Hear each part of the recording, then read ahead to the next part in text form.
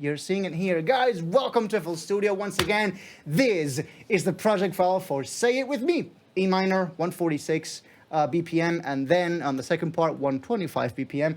Out now as the grand finale, the closing act for Exobolt's latest compilation, 009. You can stream and download the whole thing by clicking on the cover art on the panels below, or if you're from the future and are watching through the YouTube re-upload, because yes, we're re-uploading to YouTube. Say hi to YouTube, everybody. Mom, get the camera. The link is in the description. And, well, this is it. This is the entire project. No, there is a separate mixing and mastering session, just like the rest of my more recent stuff. We'll get to that at the end of the breakdown. So anyway, this is a project that I started all the way back in February this year, and just before the start of the summer, I put it on hold for a little while because I wanted to shift my full focus on finishing New Year Protocol 8, and that's exactly what I did. And so by the time that I came back to work on this, a very good friend of ours, Lejano from Exobolt, says, "Hey, Paul, we gotta do in 09, you have no dudes." To which I said, hey, here's something I'm working on. The provisional title is Say It With Me. And he listened to the first half of the song, which is what was done at the time, and what we worked on live here on this very show a few months ago. And he seemed to enjoy it. And he was like, "It's for me. Oh." To which I said, sure, you can have it for 009. And so there was a deadline. I had to finish the song by then. And I kicked into overdrive mode for the following 2 weeks. And the rest is history. So one of the key things about the song is I wanted to make it very feel-good and uplifting, as I said in the intro of the stream, and as you'll see throughout the breakdown, there are many specific things that I did to achieve that. One of them is most of the lyrics, so ignoring the vocal chops, most of the lyrics use only these 3 notes. That's it.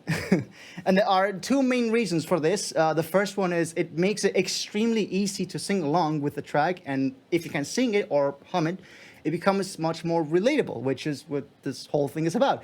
And the second reason is that no matter which chord in the scale of E minor you play, these 3 notes are always going to work because they're part of the pentatonic scale. So let's make a small demonstration for y'all here. Is there a way to enable the piano, to like pull up the piano there? Edit effects, gallery, no, not really. But still, we can just do this. Yeah, that works. There it is. Extend headphone cable. So, root note. The follow was actually in key. Hey, weeks ho. A guy who makes metal. Okay, that font is very hard to read. I'll probably have to change that. A guy who makes metal. Welcome to Modus Love. You're now human. Round of applause for you. And now for that demonstration. So the 3 notes that I'm talking about is these 3. G, A, B, and with the root note, right? With the super dominant, with the mediant, with the subdominant, with the dominant, and with the subtonic. So no matter which chord you're in, right? It's those 3 notes are always going to work. So it's going to make it very easy, and it gives me a lot of freedom to compose around without having to worry too much about, is this going to work, is there dissonance in there, and all that kind of stuff. So with those core ideas out of the way, assuming you've already listened to the track in advance, if you haven't, please pause this video and go listen to it. It's out everywhere. We're going to jump straight into the breakdown, and we're going to start, as always, from the beginning. So we have these chords that are basically just sine waves. Literally, if you pull up this is like 3x oscillator, just a sine wave there. And I turned down these 2 oscillators because I didn't need them. And with a short decay. And then I do have a big crusher in there, and an EQ, and a Pro R. So basically, without any of the effects, it would sound like this. That's a sine wave. So the big crush really gives it this like degraded 8-bit like tone to it, right? And then this EQ for some filtering and slight EQing, and then a tiny bit of reverb, like the shortest reverb possible in Pro R, and like 35% mix. Just a little bit of space and context, so it's not completely dry. And then what I did is I rendered the first chord with a very long reverb tail, and I reversed the tail so it would make for nice fade in. So if you reverse this sample, you get the original. Yeah, but there it is. Yeah, that has like a much longer tail, and then it has volume automation, so it like fades in. And then we move into this. Right, so with the vocals off for now, you'll see that already, that's one of the motifs of the song. No, no, no, no, no. And then with the top line doing dun, dun, dun, dun, dun. And then same thing. And then with a slight variation of the sending phrase. Right? So instead of nun, nun, nun, now it's nun, nun, nun. For that 7-1 cadence. 6, 3, 7. And that 7 sets it up for the next phrase, right? And then it has a bit more arps. Same thing there. And then you start to add all of these layers on top. So the first thing that we're going to add is the vocals. So we're going to have a listen to that on their own. So the vocals are really just 3 layers. We have a low octave, a high octave, and a morphed harmonic layer, well, made with morph. Morph is basically a fancy vocoder, and you can run 2 signals into this and have them morph, hence the name. And yeah, I basically had it in like the most basic vocode mode. And I vocoded the vocals with supersaws, I believe, and so basically the harmonics from the supersaws get imprinted onto the vocals, and you get that. And since we didn't need any of the consonants of the sibilants or the ts, right? We don't need any of that because these 2 already have that. So I might as well just. So the source of these vocals is actually a sample pack called Slate Digital Omnivox. I believe it's free, which is kind of a steal because it has some pretty high quality samples in there. And what I did is I took a lot of samples from the pack and I started to rearrange them and see if I could get the lyrics that I wanted. And so these are like heavily modified. I had to do some like retiming and repitching to get exactly what I'm looking for. But the result is more than satisfying, so I'll gladly take it. So yeah, the entire vocal line might have taken like 2 hours, 2-3 hours to arrange because it was a bunch of vocals, but still. and then we have some just like straight up vocal effects and chops. Na, na, na, na, na, na. And there's quite a few processing effects going on. So this vocal chain raw sounds like this. It sounds fairly dry, right? So we just had an Edison there for some reason. I probably need to purge all of the Edisons. That would probably make the size of the project much smaller. Anyway, so we have a sooth in here. Let's turn everything back on like that. Right, so we're basically going to carve out some of the frequencies that are like too excessive. So the result is a slightly more balanced like frequency spectrum for the vocals overall. Right, then a slight bit of dimension expander, that extra tiny bit of space, and then a little bit of Pro Q for the radio effect. That's like most of the effects chain. And then we have another bit of reverb, and then another bit of reverb. But this one is mostly for the swells, right? So see this. This is an automation that basically does this. See that? right? And then when I do this, see how there's like that reverb swell when this opens up? That's what the toe reverb here is for. And then there's a slight faded delay that is only going to activate, I believe, in the second build-up. There's some effects here. And if we turn on the delay, there it is. That's when the delay activates. So yeah, there's a bunch of Kara and there's a bunch of Omnivox. It's like a mixture of both, depending on like the phrase that I wanted to get, right? Anyway, let's keep going, and then we have one final EQ. This is, I believe, to get out some of the like hissiness and the sibilance, and to get it just a little bit louder. Because since we have a volume fader here, why tweak the actual mixer fader when you can actually just do this? And this actually has like more, you can rise it more, whereas in the mixer you can only rise it like by 5.5 dB, and this can go all the way up to plus 18 in case you need it for some reason.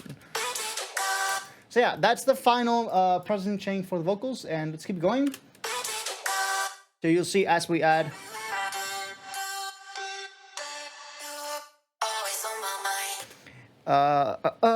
Omnivox is not free anymore. It is if you have a Slate Digital account, which is free. Ah, interesting.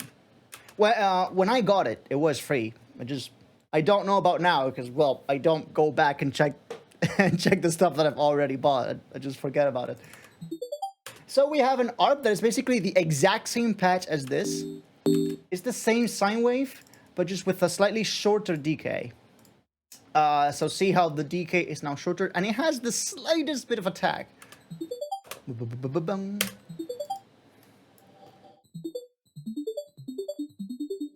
Right, and it's going to complement the chords rather well.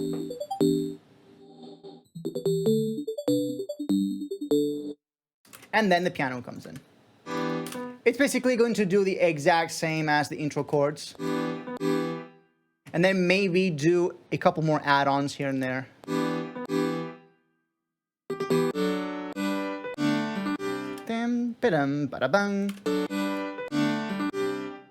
And then this. That's only from the piano.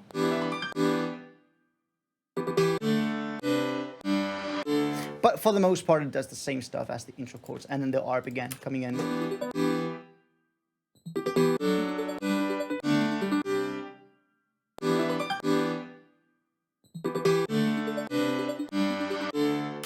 It's mostly the same as the first 8 bars, just with a tiny bit like more layers. And then we have more vocals, and then the sub bass comes in, and the drums also come in. That's what helps it like make it seem the same phrase, slightly higher intensity.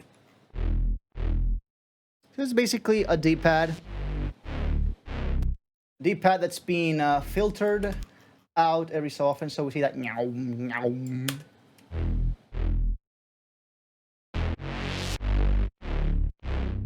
And I basically have 2 instances of this D-pad. One of them has like the full range with the bass and everything. And then the other one just has the fundamental removed so that it can be used as a top layer for the actual sub that I'm going to be using in the drops. So see how this is rather deep, but it lacks that fundamental. The fundamental is going to be in the actual sub bass in the drops. There it is. That's a proper sub, right? But for the non-drops, this usually sounds a little bit fuller, that like detuned rees as a bass, right? Yeah, it tends to sound a little bit more richer. And then, and then the drums, well, it's just a kick and a couple rides and hats. Not a whole lot going on. Kicks from Hypernova, I believe, or Supernova, I don't even remember. Like most of these drums are from Supernova or Hypernova or Ultranova, which is coming out next month, by the way. And then some more crash cymbal samples from AU5, maybe here and there. So anyway, we reached the end of this phrase.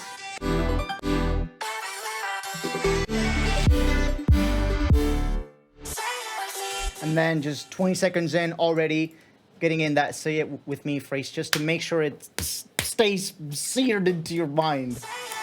And then I have a little bit of a bounce, like tail going in, right? And you might have noticed that during this intro, we're already doing something regarding like the roles of the melodies. We're doing call and response between the chords and the vocals. So the chords do the call, and the vocals respond to that call.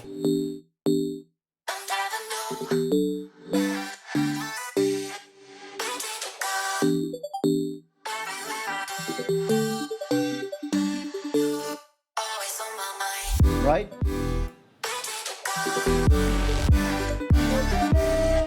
And I took the flute from Focal Flare. Let's do it. Can we actually play the flute to this tune?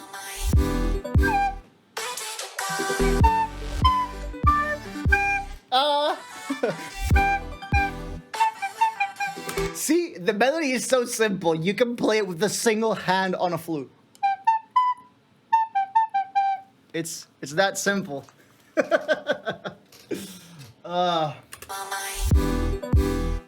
So simple, you could tune the flute to it. And then we have some more superstars coming in. And the superstars might sound especially detuned because I use this plugin called Crowd Chamber. Crowd Chamber is basically this like very fancy chorus effect. It's basically, this is your main voice, and all of these are duplicate voices. So in this case, I've got a 45 voice detune. So these superstars are going to be duplicated 45 times, and depending on where in space you put these around, right? It's going to produce a different effect. And there's this preset called Fat Pack, which basically arranges them all in a line, and you get this like very cool, like analog-ish chorus effect. Nice. And there it is. Let's keep going. Build up, or this is what I like to call the zeroth, the zeroth build-up, because this is the build-up that leads to the build-up, to the actual build-up, the first build-up where it starts off with like the rave leads and all those elements, right? Anyway, the zeroth build-up. CPU go brrr. Let's do some smart disables there, here and there. Okay, so we got a bunch of layers. We just have the same superstars from before. I bounced them for some reason. Paul from the past might have an explanation to that. Maybe it's because they had Crowd Chamber. And Crowd Chamber is a little bit heavy on the CPU and on the latency too. Like, it has a bunch of latency, I think.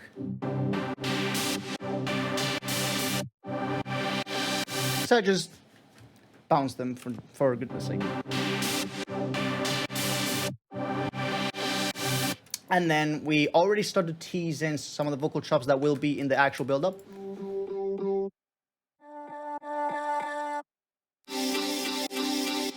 And then we have a morph layer of these vocals, which will come in handy for the next part. And then we also have some growls, which I do tend... I do usually bounce growls that I make like in Vital or Serum or whatever, because I get to pick exactly the start time for the growl, right? So I can't really do that if I just drop in the pattern. So I can do growl chops, if that makes sense. So that's why I tend to bounce the growls. I made this with Vital, and I believe we made this live. So if you're a subscriber and you're dedicated enough, you can actually like go find the stream where I made this. Anyway, we have superstars made with this thing.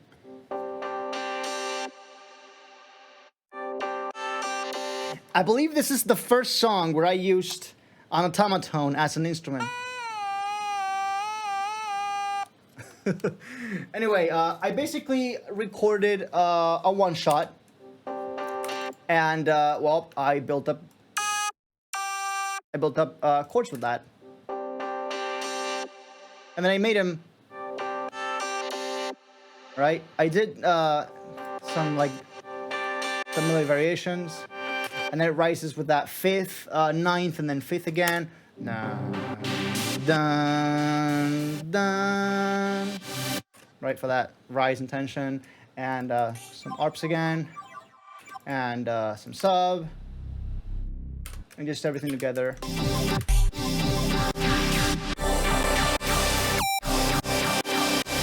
Right, Lipses, what's up? Welcome to Modus Live. We're breaking down Say It With Me, our latest song out now as part of Exobolt 09. And then as for the drums, we have a snare roll here. And I laid it down in a pattern because it's just easier to just like do different notes here. And you can play around with the velocities to get a different volume each on each note. And then with the note fine pitch, you can actually just manually do the pitch rising up. See that? So easy. The snare actually has some delay to like fill up some more space, right?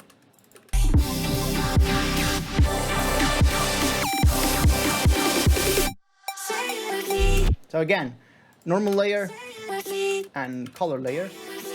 And then we have a metronome here, which is literally just a square wave. Just with short decay. But it's literally just a square wave. And anyway, we get into the cool stuff. Let's turn off the sidechain for now. What are we actually supposed to say? It's obvious. It with me. Say it with me. All right, in chat, everybody go. Say it with me. So this is another like superluminal layering moment. I want to make this like sound larger than life and stuff. So what are we gonna do? Stack the layers. We have a huge ass 808, which is an 808 preset from Cymatics, I believe. It's just like fully opened up, and I have this filter cut off so it doesn't wah. Right?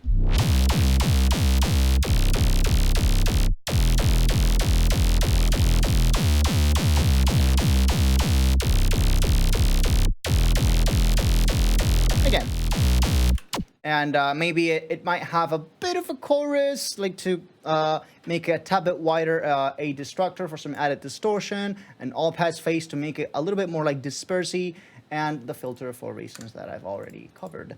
So yeah, let's keep going. So we have that, and we have some arps.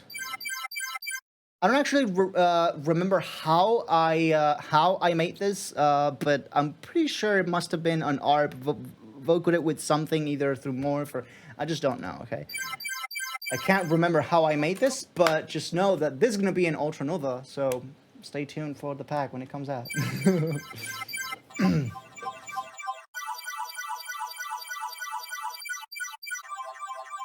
And then we have some more layers. This is actually Superverb from Supernova. So like the pad section of Supernova.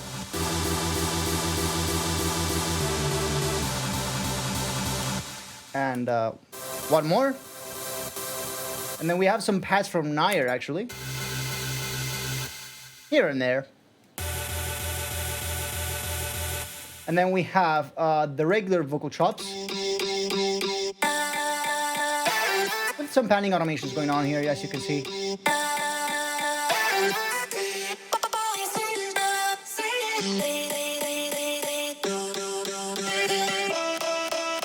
So basically what I did is I basically drag and dropped the entire vocal effects folder of the Omnivox It's hard to say. It's a hard word. Yesterday's a hard word for me. Anyway, this is actually what I made. Like, this is like the raw chops, and then from there, as you can see, there are like many different samples, and like they're arranged in some ways here and there. And then I bounced this, and I basically got this. But this had a bunch of volume inconsistencies, as you can see there. So I had to OTT them a bunch to get them all like quite balanced, right, volume-wise. And then I have some EQing going on, a bit of disperser with all-pass phase, aka the free and better disperser from Enum. A bit of chorus as well. Another bit of soothe, like that like sibilance range.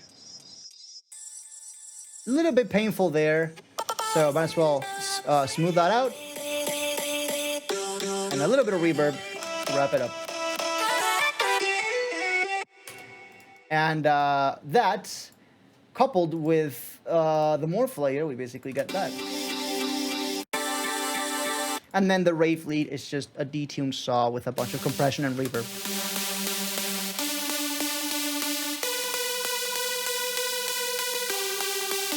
This is just a detuned super saw, and then it has both an OTT and a compressor in the effects tab. So very, very distorted, very compressed, sorry. But when you put it all together, what matters is that it works, and I would like to think that it does.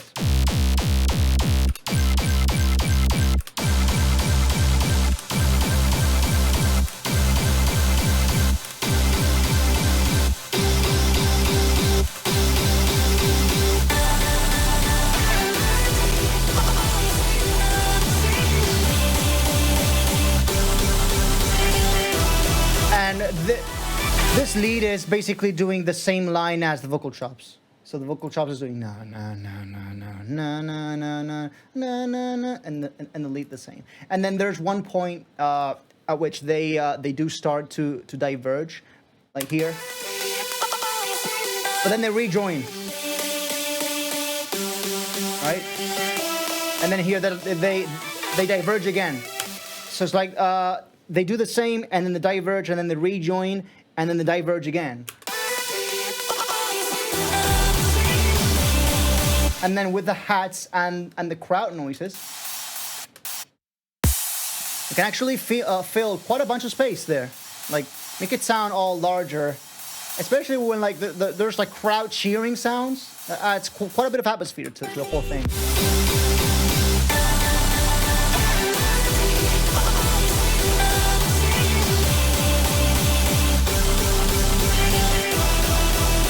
Anyway, build up, bunch of kicks, kick roll, and then also snare layered in.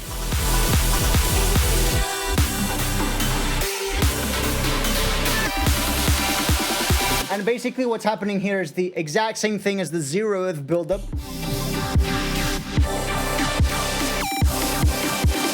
It's the exact same concept and arrangement, just with the layers a little bit different. Slightly different layers this time, right? And we have this detuned square. This is actually the same patch from Willpower and from Over Me and from Over Me too. So yes, the bouncing bass. This is the bouncing bass preset. The bouncing bass is back, bro. This time it was a little bit more momentary.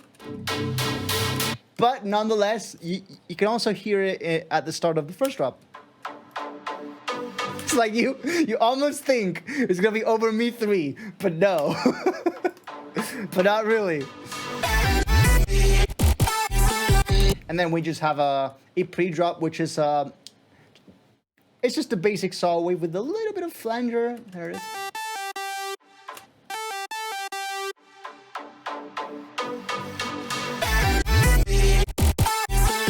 And then, yeah, same chops, being chopped around, just finding the right combination through trial and error until I found what I wanted. And then with some added shenanigans in there, like the colored womp from, I believe, Ultranova. So yeah, these are samples that haven't come out yet, but they will be available to you next month when Ultranova Sample Pack, the last of the Nova trilogy, comes out. And these are just bounces with this. So yeah, it's just a bunch of like really short layers and like ear candies thrown together. And then to bring it all together, we have that 808. Right? And the result is just some CPU moments there. None, none. Quite a wide piano there.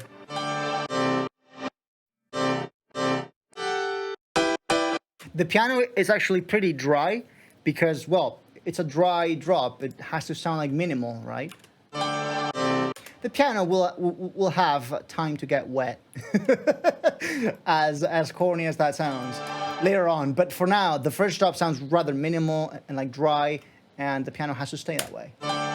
So you might see that I've turned the reverb off most of the time.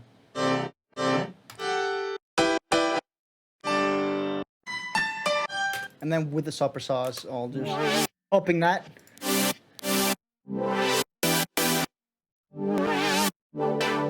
And they sometimes do have a little bit of vibrato there. For that like vintage effect.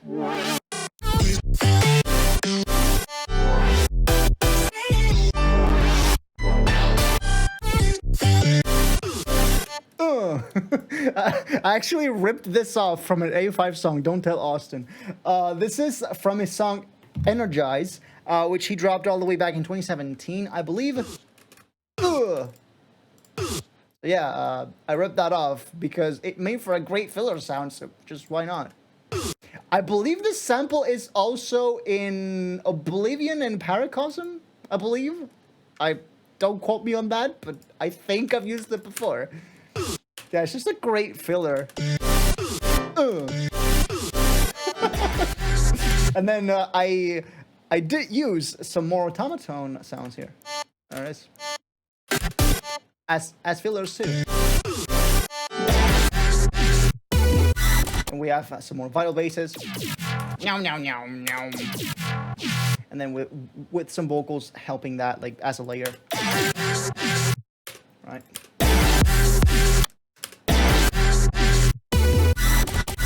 And this is just a Reese, a silent sustained squeak. The same thing, but vocaled it with morph. This is also going to be in Ultranova, by the way, that like vocoded screech. And then just a standard sine plus noise distorted. There it is. And with some arps. And a melodic phrase to end that first half of the drop.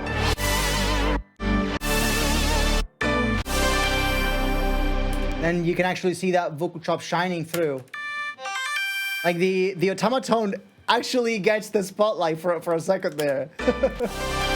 The automaton has become too powerful.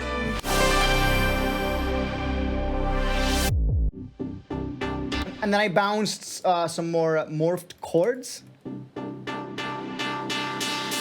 And yeah. Most of this is just like bounces, see that?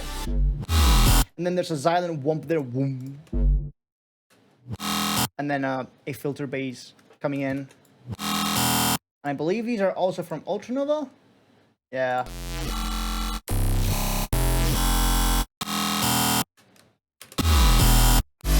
And then I also morphed these growls and then layer it on top. A ton of morph going on here. Like some syncopations here. Dun, dun, dun. And then the same thing, so it's just like that super dominant repeating itself. Dun dun dun dun dun dun. That C major, and then again.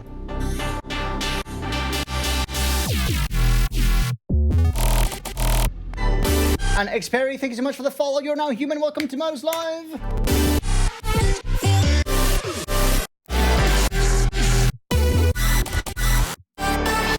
And then the same melodic phrase, but just with a little bit more vocal chops.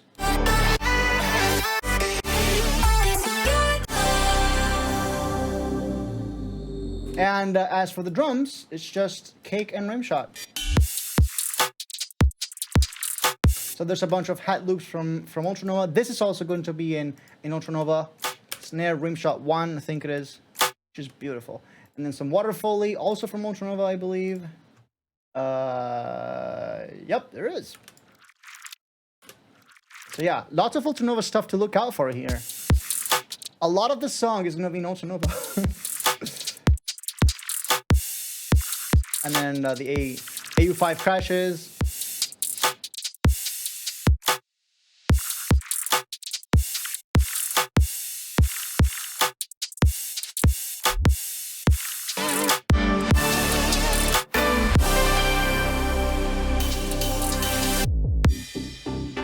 Maybe some effects, some siren build up there.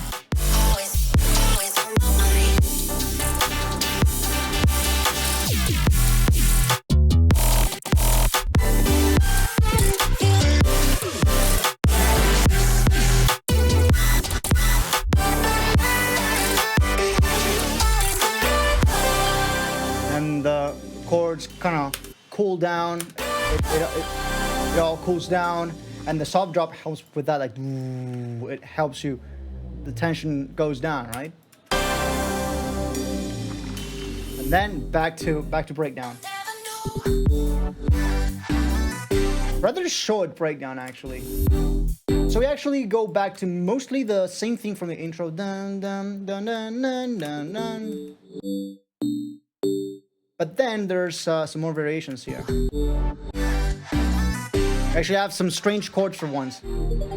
None, that E flat major. Yeah. So we have that. That's the root key. And then, so we maintain that third, right? I just love the like changing chords, how it goes from the root note, from the root key being minor to that E flat being major. I just love that. And then just going down in semitones, none, none, none, and then that C major again. Right. None, none. And some 808s actually. Dun, dun, that B, that dominant. So yeah, see, we haven't changed any of the melodies here. They're still using the same three notes. It's just, it doesn't matter the chord that you're playing, they're always gonna work. So I can just keep adding chords and do the same vocals, nothing will happen. And Gala Vibes, you're now human, welcome to Modus Live. We're breaking down Say It With Me.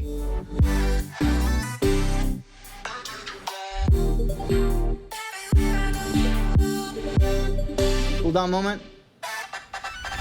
I did some chops here. There's no actual like source file here that I had down, like vocal chops from the build-up again. And then we have this reversed ultranova impact effect. Yes, so much ultranova in here. That's what I said. It massively speeds up my workflow, honestly. So, like most of the samples that I would want to use, they're just already there. So why bother? And then I actually sampled this from a video game that marked my childhood. It's called Nights into Dreams. It released on the Sega Saturn in 1996, I believe. Well, just here, there's a drawer that has like a retro gaming corner. My Sega Saturn's still there, still working, that absolute beauty. And it has Nights in it. And so I turned on the game, and I started to just like straight up. I hooked up a line input, and I sampled this from the sound test section of the game, because games back then had sound test sections, and you could just play the music and the sound effects separately, so you can just rip them out. So the original sample sounds a little bit like this. That's it. So it's like in D minor, right? And then, well, I just had to repitch it and retime it to match both E minor and the tempo that I'm working on. And then I cut it there. It works beautifully, to be honest. This is the sound when the character transforms into Nights. It's like this purple circus harlequin that like flies around in like a dream world, right? Yes, I used color-based volume 3 samples. So basically, I slowed this down to half, and well, I stretched it. I repitched it to match E minor. Hi, Nate, what's up? I heard you doing project breakdown. Yes, we are. So the original sample actually sounds like that. So I just like slowed it down to half. Yeah, heavily sampled there. And the breakdown does like that. Na na na na na na na. Right. So I wanted to do na na na na like this. But it didn't really work with the chords on top, so just decided to maintain the bass at least, keep it an E, and then on the chords I actually did do, right? And then there's another tiny arp here, so another very short square, and then some offbeat piano, dun dun dun dun dun. There it is.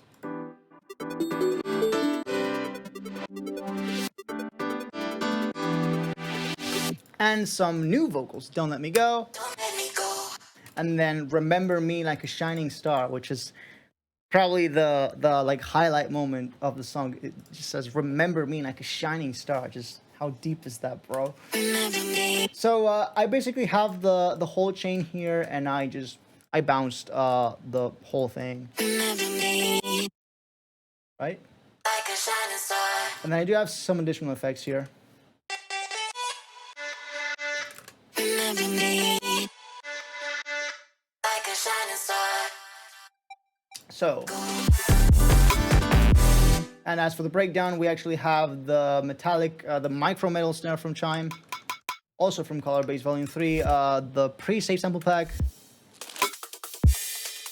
some more like perk samples that I had around. I believe this is from a drum and bass pack, yeah, because it says 175.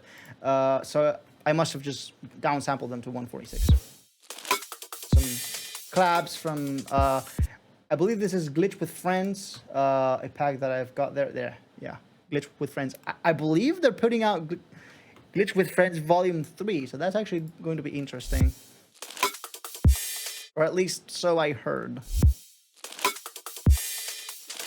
I'm not too up to date on the like sample pack world. I probably should be, because I make sample packs myself, but so basically that's the whole shebang. And then I have some saws here, which are actually just being automated in volume there. There it is. And a razor that's getting the same treatment. But this time, instead of the volume, it's just a frequency, like a filter. So it does a like meow effect, meow, meow, meow, meow, meow, meow, right? And then we have some more bell harmonics. This is actually from Dune 3. One of the rare times where this plugin has come in handy for me. Dune 3. Delicate Keys is the preset. I believe I changed something regarding the ADSR and like turned off some effects. I don't remember, but just know that that's the preset. Delicate Keys. Feel free to screenshot it if you want. I don't care. And Soothe to basically like smooth a lot of resonances, because this patch was like very, very resonant and like very painful for some reason. Like, see, when you turn on the delta, it almost sounds louder than the final result, which is kind of a testament to like how painful this sound was. So I'm going to be taking quite a lot of mid-end there, and also there's like massive bell down. This just looks amusing to me. There must be this must be because. See those 7Ks? There might be some resonance there here that might appear from time to time on the sound, and they're like very painful. So that's why I have them like brought down a bunch, and then we'll the free filter to have them opened up.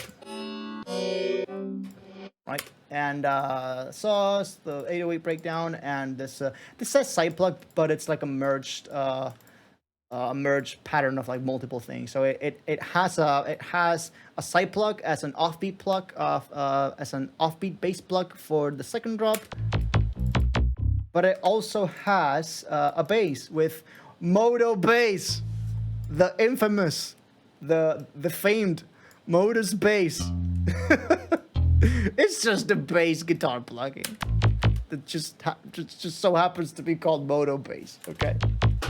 And then I actually have the Serum preset that I used for the second drop in Prism all the way back in 2019. So my previous Exobolt release all the way back with Exobolt OS6. So we're seeing at least some sort of continuity there with like my previous Exobolt release.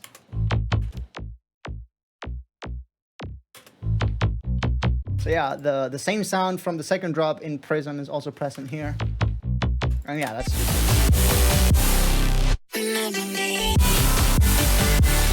And then that same nun nun nun, that nun nun nun,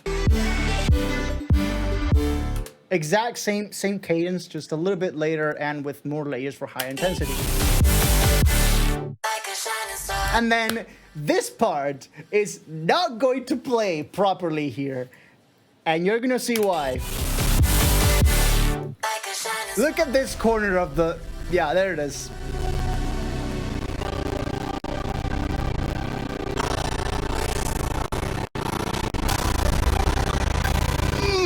Sweet. Oh, yeah.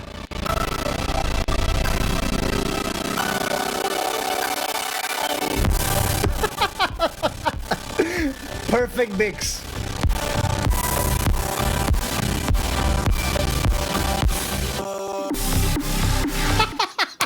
I just like how it immediately comes back to normal as soon as the tempo switches over. Because you see, FL for some reason, I don't know about any other dub, but FL just really struggles with tempo changes for some reason. You just do this and the CPU like automatically just jumps right up for some reason, right? And I'm just not even gonna bother. I'm just going to assume, how do you even mix this part? I mix it separately.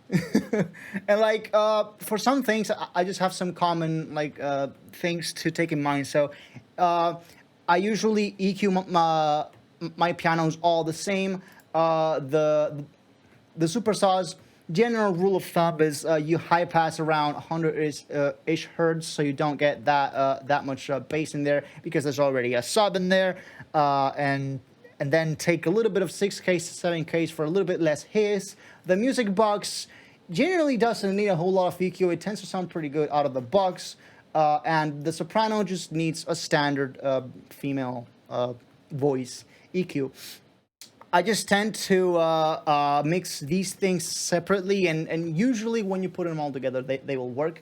And even then, I just I exported the stems for this, and I mixed it all in a separate session, which I will show at the end of this breakdown. So we have a bunch of things here that you might not actually have noticed. We actually have a real voice in contact here. It's a soprano solo voice here. Yeah, but let's actually turn down the tempo thing so it doesn't it doesn't commit Sudoku.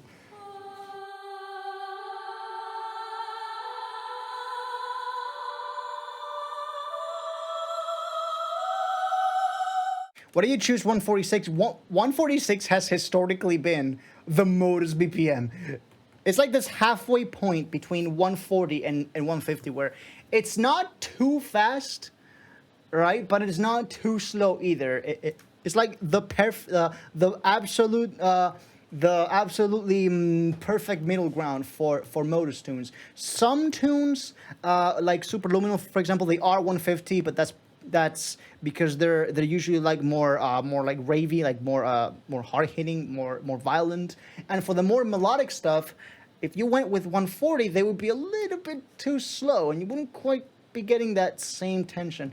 So 146 just seems like the perfect middle ground for me. and just 146 is now the modus BPM. So this soprano just has a bunch of total verb, some EQing. So see how I made it sound a little bit less nasal by dipping the one case. So to prevent it from sounding like this, I just dip the one case.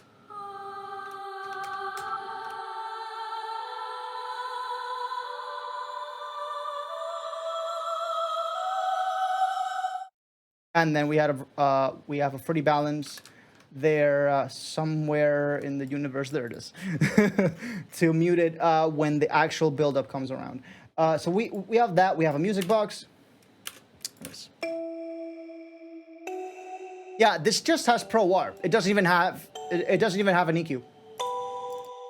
So it just starts with an octave, and then it adds another voice. And then it adds a fourth voice. That was actually kind of cool. Happy acting. Right, and then. Like that's at the end of the build-up. And then we just have the superstars building up. You can actually hear it because they're muted in the mixer. Very gradually rising up.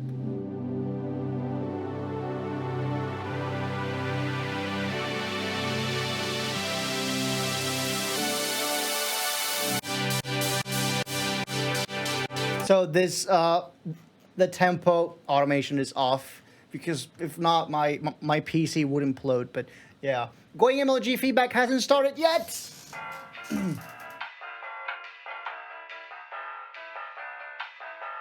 Make sure to follow the instructions given to you by Nightbot and by scrolling down to the panels below to see how feedback works. Don't send yet, please, because submissions are not open yet. Anyway, let's keep going. So we have those saws building up, and then we have a piano, which basically does the same as the music box. Let me, with slightly different voicings.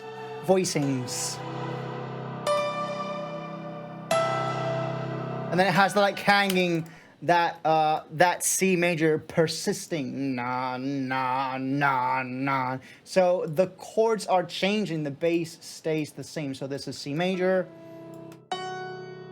This is D major over C, C major with a ninth, again D major over C again, C major with a seventh,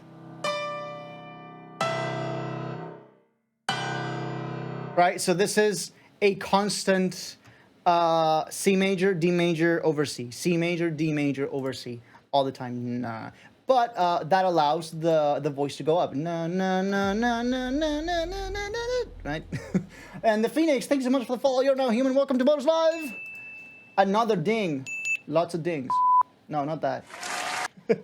Round of applause for you as well. And a transition ARP. It's going to also gradually open up as we go. Have that filter coming in. And then we have that vocal going always on my mind. What makes someone a criminal? Not listening to Pablo, telling you to listen to Nightbot, telling you to listen to Pablo, telling you to not send yet makes you a criminal in 2022. Yeah, arrested. Can you also break down the can you also break down the that was an accident. Can you also break down the Netchback track? If I had the project, I probably could. So I basically brought this down an octave, and I used Stretch Pro, so it retained most of the same formants. So like the vocal chords, if you will, are the same, just an octave down. So it doesn't actually sound like a otherworldly ogre or all great ogre sounding like this, right? And we actually have strings. Chord Zone, if you're here, you're gonna love this. He loves like using strings and like stuff in his tunes. Let's wait for it to load. There it is. So we have string ensemble from Native Instruments, and yeah, that's basically it. We have a dynamics automation here.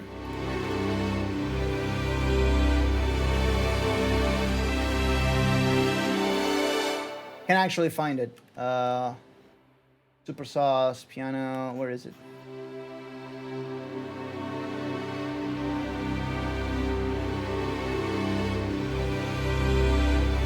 Can't find it anyway. Right? So it's just the same thing. Like all of the instruments are doing mostly the same thing. So it's just going to be this like huge, rich ensemble of instruments all doing the same thing. And then the soprano voice joins in.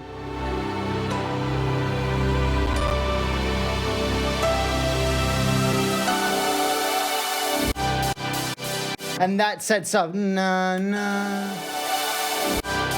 And that is just a very pretty, brilliant setup for the next part, which is going to be the second build-up.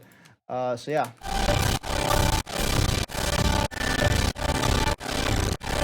This is a little bit better when I'm not streaming because I don't have the like 30% CPU overhead that comes with like having OBS and like all the software around this layout open. So when I don't have any of the streaming software open, it usually is a little bit better and it's somewhat playable. But here, just because I'm already using a certain amount of CPU for streaming, so FL has less CPU to work with. That's usually the problem there.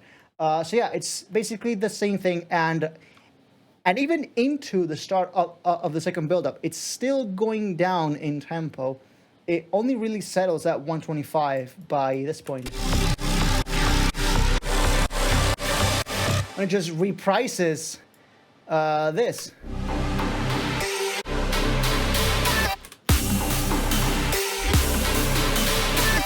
And this. So it's again, that same cadence is repeated multiple times throughout the song.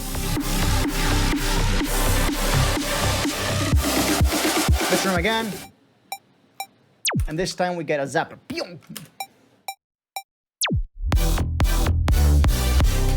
Jersey house.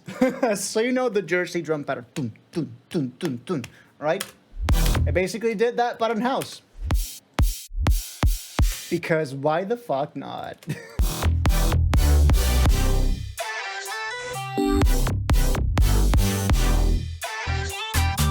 I basically did slightly different chops, but retaining the same melody. So the vocal, so the timbre of the vocal would be slightly different, but the melody would be retained. So we have a bunch of layers here. It's just kick, hat, ride. Not a whole lot going on in the drums. With the super saws, though, we do have this. It's basically the same saws as before, just with a filter. So just that pyong, pyong. And it stays open for this chord. Bam, bam, right?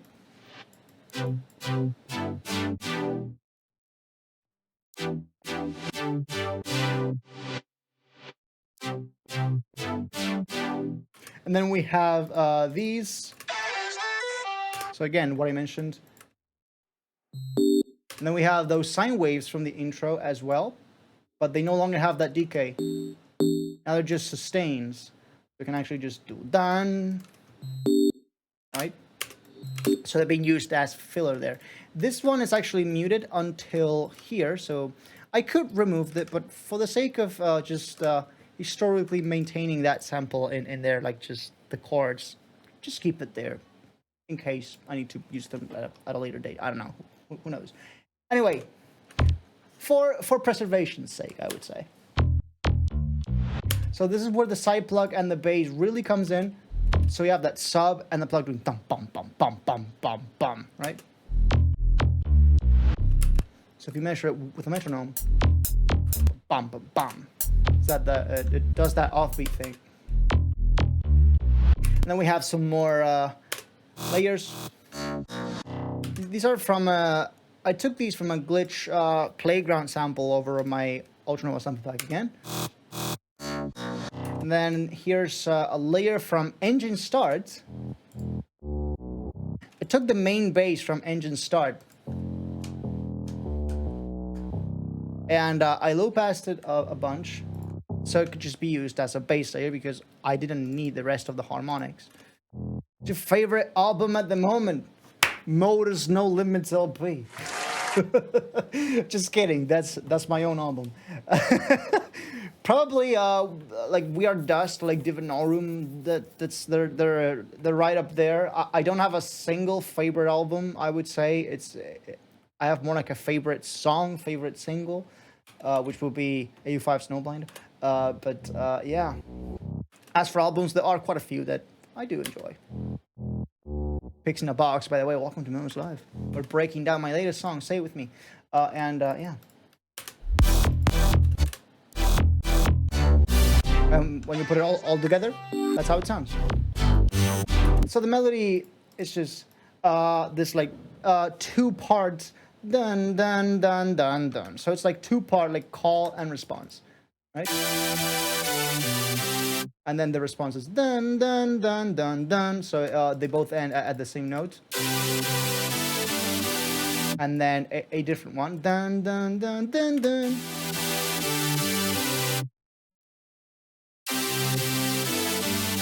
And this is actually kind of funny because this right here, dun, dun, dun, dun, dun, it's actually the same set of chords that are used in the very intro. Dun, dun, dun. Right? Just in a different order. So it's like it's all connected. It's all coming together, right? Like this intertwining of elements of like narrative continuity, if you will, right?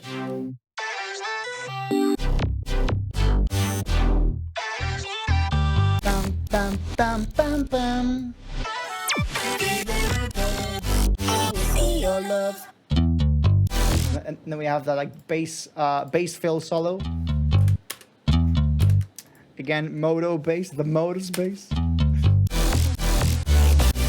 And we just have a continuation of that with an uplifter to fill some more space and like make it feel like we're building up to something, because we are. And then we are editing some more vocal glitches and shenanigans.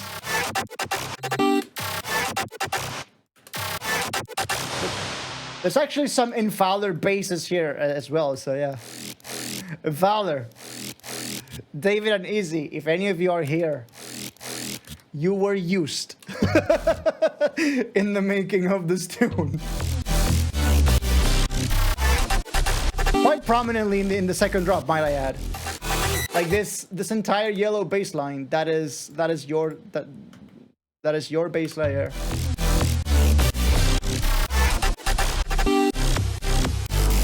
And then this is just a kick layer with a clap. And then it has a filler loop that I made for Ultranova.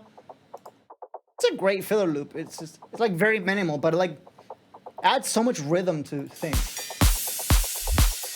Right? It's pretty good. Adds a lot of spice.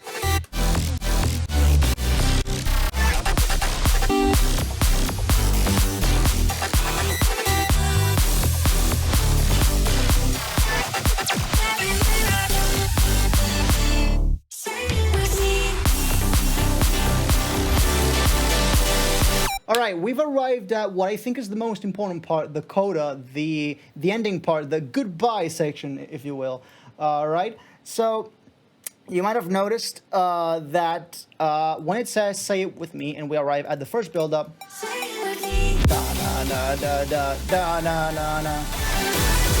there's that C major E, that's like super dominant tonic, right? And then. Well, here we're basically doing the exact same, but we're delaying we're delaying the root note, the tonic. We're delaying it a little bit more. Another C major. Another C major, right? So in this concept of setup and payoff, what I'm trying to do is delaying the payoff as much as possible without burning out the audience. Because if I delay it too much, it's like the tale of Peter and the wolf. The wolf's coming, the wolf's coming, the wolf's coming, and then everybody stops believing it, and the wolf actually arrives and eats Peter, right? So it's like delaying the payoff just the right amount so that the satisfaction feels greater. So the setup is all the way here, but the payoff is slightly delayed in comparison to earlier on in the track.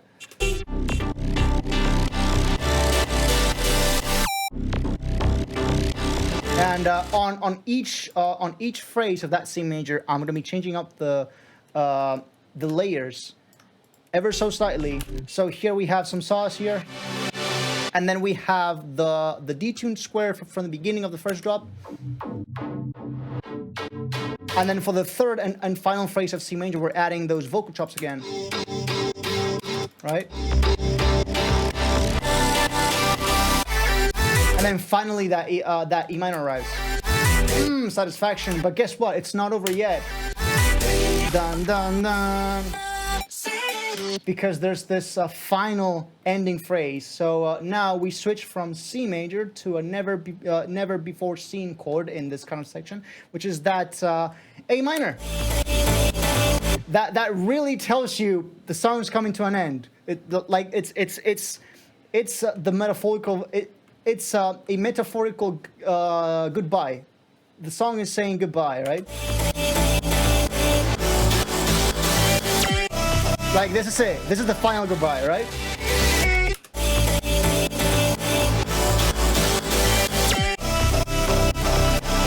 And then by doing the same phrase as here, na na na na na na. Here it was with a set of chords, and here it's with a different progression.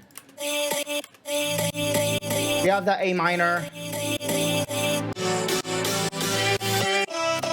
and that C major, but it still works, and it works beautifully because the melody is the same, the chords have changed, and that is going to change the context, and it sounds similar, but it's in a different context.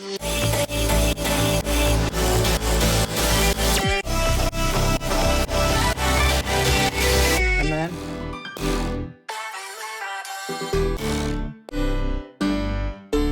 the same cadence from the intro, so it's like the song wraps all around, right?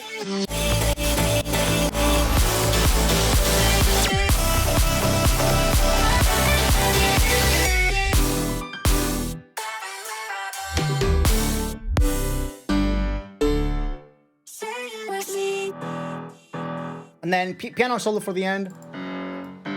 There are no chords here. This is just the bass line. Dun, dun, dun, dun, dun, dun, dun. And then a tiny high-pitched melody layer to end it all.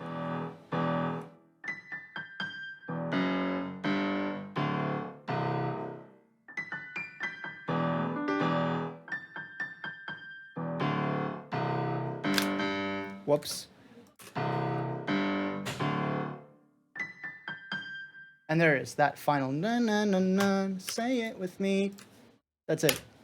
So it's like say it with me, but just in piano form. Did you play this solo by hand? I tried to play it by hand first, and then what I did is I did all these like add-ons, and I like retimed it here manually, so like it would be like exactly on time and like, with all the add-on notes and everything.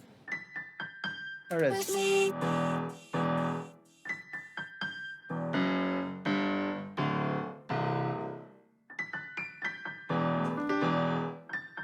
And then the song just ends in that beautiful melody, the main melody. Say it with me, and that's it. And that is the end of the production part of it. So unless you have any more questions, we're gonna jump into the mixing and mastering session. I'm gonna give you guys a few seconds. So anyway, we have arrived at the end of this breakdown, but before we go, let me just show you what went into the mixing and mastering of this. So basically what I did, just like any other song of mine recently, I went in and I exported all the group stems. So all the vocals in one stem. Let's turn off the mastering chain for now. So it's going to sound a little bit quieter, right? Are you going to upload the breakdown on YouTube? The answer is yes. So say hi to YouTube, people.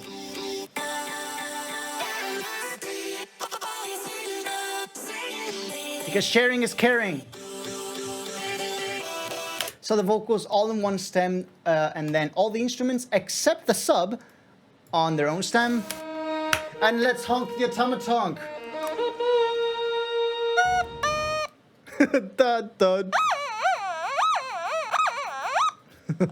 Curious to hear, how do you master your sub bass? Do you have a sub? Of course I have a sub, otherwise it would sound pretty empty. In fact, I can actually show you what it would sound like without the bass. So, because we actually have a separate sub bass stem. So, if I were to play, let's say, the first drop.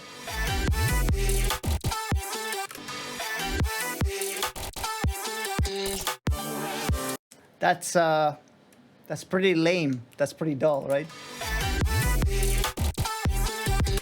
And I'll show you how I mix the sub bass in a little minute. So yeah, we have the vocals on one stem, the instruments except the sub on another, the sub only on another, and then the kick, the snare, and then some hats, and then other percussions, a second layer of hats. I believe I added these in post, so like here. These are now in the production project, I believe. I'm a low-key copy of macro mixing workflow for this. All right, feel free. Sharing is caring. Other percussions. This is the crowd noises. And Martin Stevenson, thank you so much. Welcome to Modus Live. You're now human. Welcome to the family. And by the way, for all of those of you just joining in, because there have been many new follows, feel free to join the Discord server. Well, I typed it in there, but Nightbot actually doesn't show up here, but like in the chat there on your right. Nightbot should say, join the Discord server. And yeah, there's a bunch of cool stuff there. And if you're a subscriber, even cooler. Anyway, so we have some other perks in there. For example, the cinematic impacts that I used for the tempo change. Those are in the other perks section, and then the crowd chants and the crash cymbals get their own stem as well. So you might be noticing there's a lot of cuts here, right? Like, what's up with that? Well, it turns out that when it comes to sidechain timing, FL isn't really the best. So you might find, if I do this and clone this, you might find that on a bunch of sidechain hits where there like should be silence, right? You're actually seeing these pops, these like small pops in there. See the pop there? Aha. And then most prominently in the rave section, I think it is. See that? So I basically had to go in and manually, one by one, edit out those cuts because I fail. So as you can see, on the exact parts like that, I just have the pops edited out. And what this basically brought me is flawless sidechain and a much smoother mix overall. Because you might not know this, but editing is such an important step of the process that I believe so many people overlook. So many people like just get straight to mixing without knowing that a good edit is 90% of your mix, because it makes it so much easier to work later, because because mixing shouldn't be so much about fixing the mistakes that you made in the past and about sweetening, as opposed to sweetening up the track that you've already got to a reasonably high degree of quality. So by cutting all of these, I'm able to fix some of the sidechain problems that I felt had. How you split your stems for mixing. I usually already have, like, see here how I have like groups. So what I usually do is in the production session, I already have groups here. See that? And like I can just alt right click, and I can just solo groups like that. So I just go like boom, export, boom, export, right? And yes, I have to export 4 or 5 times, and this does take slightly more time, but the more time you spend into it, better it's gonna sound. So basically, once all those cuts have been made, now it's time to cut peaks. Because you might be noticing that just on the instrument stems alone, there's already quite a bunch of peaks. It's like very inconsistent, right? So this is a certain loudness, and then this has a lot of peaks. See that? How the average loudness is like this, but then like there's a lot of peaks that are just coming out, and then there's a bunch more like things here in the ground. So lots of inconsistencies here, right? And I could just drive this through the limiter and it would mostly fix it. The problem with that is that the more peaks the limiter has to deal with, the harder the limiter has to work. And so you'll probably end up with a slightly more rough, like not so smooth, like harsh sounding mix because the limiter has to work so hard to fix the mistakes that you made, right? So what I did was beforehand, before even going into the limiter, I inserted a glue compressor on a preset called Catch the Peaks, which basically does just that. It has the fastest attack and release time so that it only just compresses the very fast peaks. And like not even that much, see? Just the slightest bit. Sometimes it doesn't even move. It activates just a little bit. And then just for good measure, I have a soft clipper on the instrument's buzz alone, not the master. Beware about using a soft clip in the master, only if you really know what you're doing, because this is basically a limiter, right? This is basically a slightly fancier limiter, and unless you know what you're doing, same problem with the limiter. If the if this thing has to work harder for to fix the mistakes that you made, you're probably not gonna get the best sound out of it.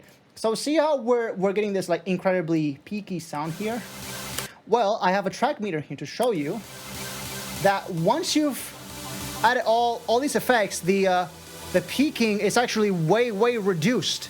It's not as bad as before. See how it's much more consistent now?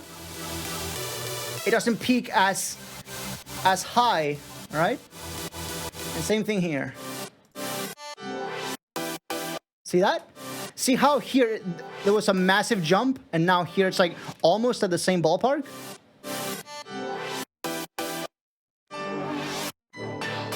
And this is without the mastering effects. So you're so right now what you're hearing is the pre-master. The mastering chain is a whole other story.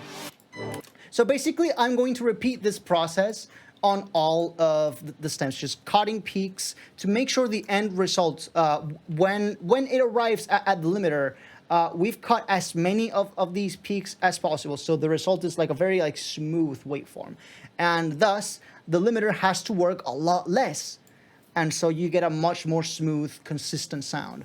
So we basically do that for all of these. The vocals also have just the exact same chain, glue, soft clip, and then yeah, the glue also on the snare, and on the hats another soft clip, and another one on the crash, I think. Anyway, we arrive at the master now. We've cut most of these peaks. We've solved most of the problems we needed to solve before actually arriving at the master. And once we do, we're gonna run this thing through an imager, which is basically going to make the low end mono. So yeah, the low end is mostly a straight line. And then we're also going to be narrowing down the low mids just a little bit, because it was going into the red a tad bit too often for my taste. So it's still relatively wide, but it's mostly in phase. There are some instances where it does go into the red, but most of the time it stays mostly phase coherent, right? And the only Zwindler, thanks so much for the follow. You're now human. Welcome to Modus Live. So once we've run this through the imager, now the low end is fully mono. The low mids are a tiny bit narrowed down. Now we get to the dynamics portion of it. And here you might have noticed that the low end, I've absolutely hammered it because I want to limit the low end separately. So the result on the low end is just like a sausage, just a square, right? Right? So we're basically going to get a very, very like smooth, just not it doesn't change a whole lot in volume, right? Just very like squared off low end. And that's going to help us makes it better. Because if the low end goes too far above when the kick plays, for example. So if I turn up this kick, so you get this boost in low end every time the kick hits, that's going to become harder to mix, and you might not be able to push it as loud. And then same thing for the low mids. So instead of limiting here, we're just doing some very slight compression. So see here how the reduction barely scrapes the dB, the 2 dB at times. Very little. Same thing for the mid highs. I just had to calculate the threshold manually for each. Yeah.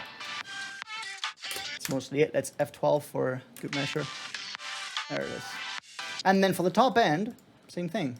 We just find the threshold that we want to be at. So it does go down, but like not too much, right? And then once this is done,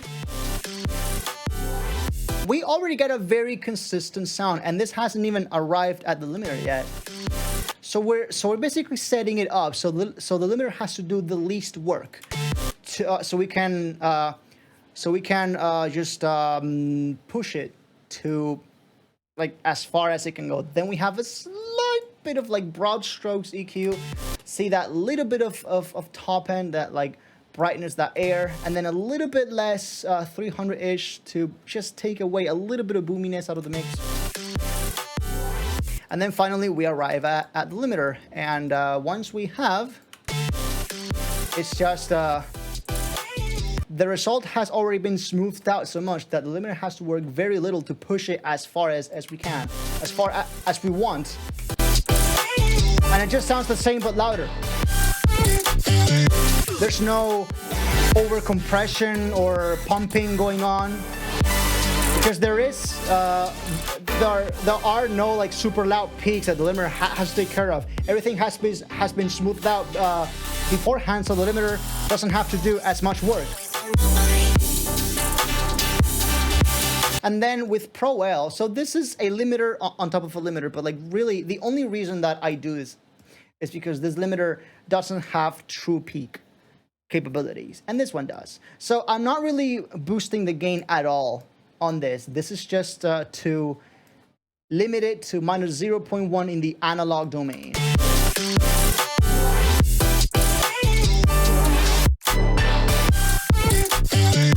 And then we have a loudness meter for good measure, just to be able to, for good measure, quite literally. So yeah, that's F12 and measure the loudness here.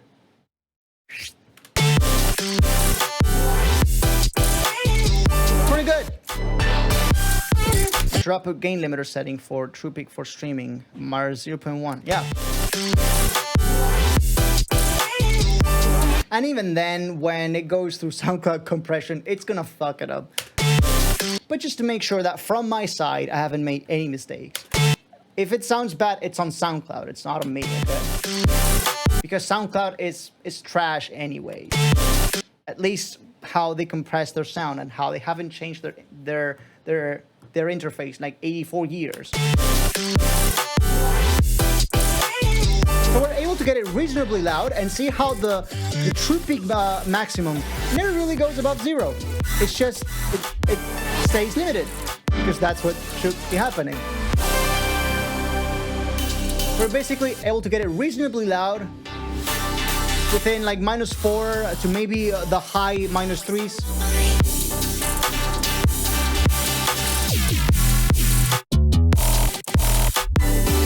And then we export, and that is it.